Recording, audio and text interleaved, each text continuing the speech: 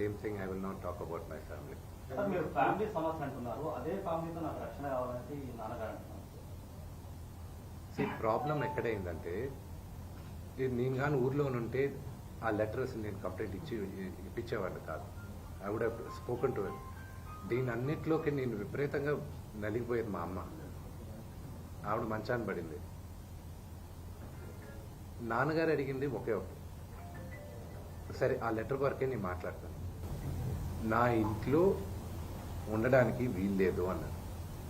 అంతవరకే మాట్లాడుతున్నాను, అంతవరకే. కానీ ఫ్యామిలీ గొడవ మీరు తమ్ముడిని ఇంట్లో ఉండొద్దు అంటాం కారణం ఏంటి? తమ్ముడితో అభద్రతను ఫీల్ అవుతున్నారా? తమ్ముడు ఆస్తి అడుగుతున్నాడా? తమ్ముడు పెళ్లి చేసుకున్న వివాహం మీకు నచ్చలేదా? అగైన్ మీరు అడిగింది ఏదైనా సరే నా ఫ్యామిలీ ఇష్యూస్ని మాట్లాడు. నేను లెటర్ పెట్టిన దాని గురించే మాట్లాడతాను. ఇవన్నీ మీరు ఏమన్నా ఊహించుకోవచ్చు. కానీ సుమాను పెళ్లి చేసుకున్నాడు, బిడ్డను కన్నాడు. అది శుభకార్యం, అది మంచిది. I hope he lives 100 years with good health and wealth. ఆయనకు అలాగ ఫీల్ అవుతున్నారంటే there is something I don't want to say anything about it. But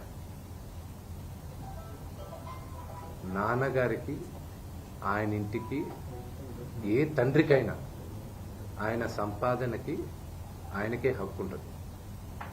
మా నాన్న ఆయన ఆస్తులన్నీ ఆయన కష్టార్జితం. మా నాన్న ఈ రోజుకి గర్వంగా చెప్పుకుంటారు, నాకు 2 చొక్కాలు ఉన్నాయి, ఆ చొక్కాలు నేను గంజి పెట్టుకుని నేను ఐరన్ చేసుకున్నాను. ఎందుకంటే డ్రెస్ అండ్ అడ్రస్, ఒక వ్యక్తితో ఎలా మాట్లాడతావు అడ్రస్, నువ్వు వేసుకున్న బట్టలు, డ్రెస్, ఈ 2 గొప్పగా ఉండాలని.